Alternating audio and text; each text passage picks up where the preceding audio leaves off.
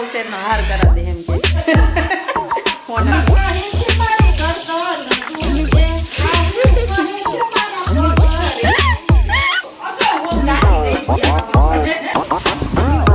વરસાદમાં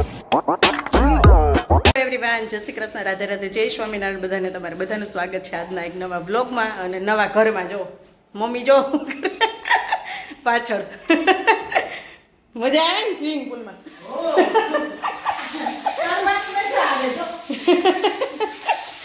તો અહીંયા જો જ્યાં કલર કામ હાલે છે ને ત્યાં આવી ગયા છે અમે ધોવા માટે. હજી ઉપરના 2 રૂમમાં કલર બાકી રહી ગયો છે. કલર ઘટ્યો એટલે કેમ કે કલર છે અલંગનો, તો હવે અલંગ લેવા જવો પડે નહીં મમ્મી? હા. એટલે નીચે બધું થઈ ગયું, ધોવાઈ ગયું. આજ સવારના આવ્યા છીએ. મમ્મી તો 6 વાગ્યા 6:30 ના આવી ગયા છે. હું આવી 8 પોણા 8 વાગે એવી. દૂધ આવી ગયું ને પછી બધું ઘરનું કામ કરીને તો જો ધોવાનું કામ હાલે અમારું. અને વેહ ભર્યા જ બેયના ગંધારા. અમે હે ને કેટલા ઘર ફેરવા ને એમાં બધે હું ભેગી હોય નહીં મમ્મી? હા, તમે 9 શેરનો હાર કરાવી દે. મારા આવું મને 9 શેરનો હાર કરાવી દે એમ કે હોનાનો. હું બધે ભેગી હોય. કેટલાય ઘર ફેરવા ને એમાં બધે ધોવામાં ને કરવામાં બધે ભેગી જ હોય. હું ન હોય તો જો આવી ગઈ પાછી. હા મમ્મી હાર કરાવી દેવાના. હાર ન કરાવી દો તો હોય એ દેજો ને તોય હાલ. જો તરે હે મમ્મી હો સ્વિમિંગ પુલમાં. બેસી ગયા છે ઈ અને હું જો ઓલું લઈને બેઠી હું કાઢું તો હું ત્યાં ઢવડું છું. ઉપર ધોવાઈ ગયું પણ હવે પછી જ બતાવશું તે ગોઠવતું ને સામાન તઈ નહીં મમ્મી? આ બાજુ જો અહીંયા કંઈક પપ્પા કરતા હશે ક્યાંય ગયા ન હોય તો. હે હાલો બતાવી દો. જો અહીંયા ધોયું અમે પગલા કરતી આવું. મમ્મી કે લક્ષ્મીને પગલા તો હારા. જો અહીંયા ધોઈ નાખ્યું આ બધું ઉપરથી સીડી. 5 મોદી છે ધોવા આવી છે. આ બધી બારીયું, બાથરૂમ બહુ મોટું છે એવું છે. બધું ધોવાઈ ગયું. આ રૂમ ઉપરનો એક વચલા માળનો.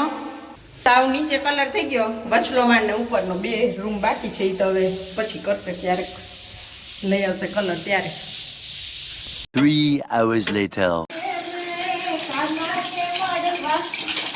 કોઈ તો બતાવો રે જસોદા લાલને ગોવા કહે છે મારી ગરદન દુખે આવું કહે છે મારા પગરે.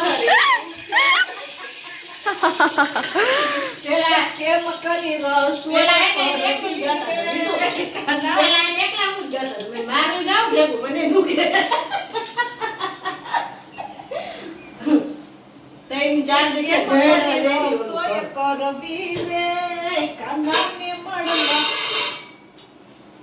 12:30 આવ્યા છીએ. નાની સીધા રસોઈ કરવા વળગી ગયા. એ તો આ સુધી ઉઠાડતા ન અગાઉ બહુ ડાકી દઈ ગયા. ઉઠાડવા અગાઉ બહુ ડાકી દઈ ગયા. મને ઉઠાડતા નહીં. બોલો હું ભરવામાં આવું કરે હું આવું ને નહીં જાય. આવું કરે હું નહીં જાય.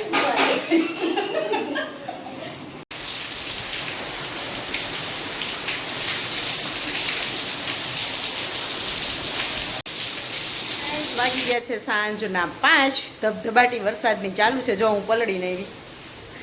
મમ્મી એ બાજુમાં સત્સંગમાં ગયા હોય ને ત્યાં હું ગઈ હતી પપ્પાને ફોન પૂછવા માટે. તો આવીને તો થોડીક વાર ઊભી રહી ત્યાં તોય દોડતી આવીને તોય પલળી ગઈ. અને વરસાદ જો કેવો આવે છે તમને બતાવું. કરવાનો શું થયો છે ને એ કાંઈ સમજાતું નથી. જો પાણી તારે જો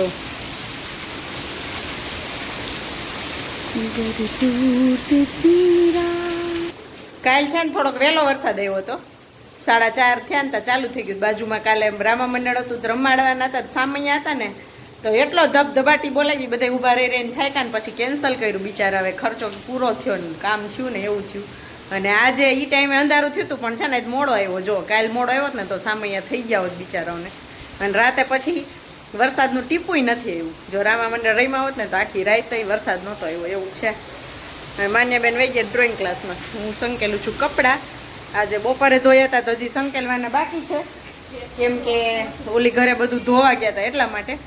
તો હમણાં તો 2 દિવસથી એવું જ કરી છે, બપોરે આવીને નાહીને પછી કપડાં ધોઈએ. માણસ અત્યારે નાહી છે જો વરસાદમાં. ઓલીને કેતી નહીં હો આવે તે હું નાહી હતી એમ. એ રોહે ને તો તારો વારો, માન્યા રોવે ને તો વારો તારો ચડશે. કેવું હોય તો કેજે હો. કિરણ આંટી નાઈ હે અહીંથી બોલાય છે ખીચી. પેલા કિરણે પૂછ્યું ને કે ના ના મન કે ખાવી એમ લઈને અને મેં કીધું હવે ખાતી ને. એને કીધું ઘડીક ઉભારી હોય કે ગરમ થાય લેતી આવું કે ગરમ ઉતરે. જોજા મોઢામાં ચોટી જાય ની. હા ફાટશે નહીં. ચાલો જો હું ને મમ્મી બે નાસ્તો કરવા બેઠા. ટાઢોળાને ભૂખ લાગી હે? બહુ ભૂખ લાગી. ટાઢોળું થઈ ગયું હા. કોઈ ન કે ગુનાળો હાલે તો ખારી. ઓફિસ ઉપર ઘરે આવી ગયો.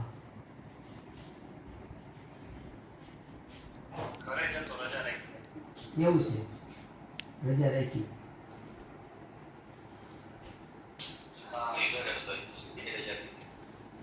તો તબિયત નથી બરાબર નથી? તો અહીંયા જુઓ સમય થયો છે 6 વાગ્યાનો અને કોન્ફરન્સમાં કોલ ચાલુ છે. 2 ભાઈઓ છે અને પપ્પા છે. તો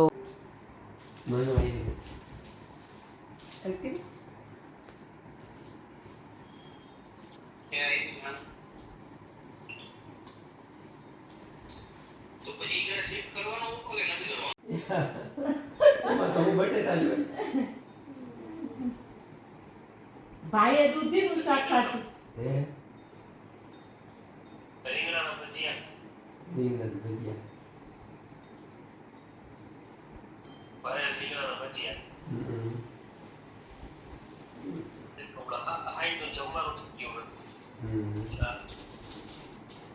આજે જમવાનું છે ને?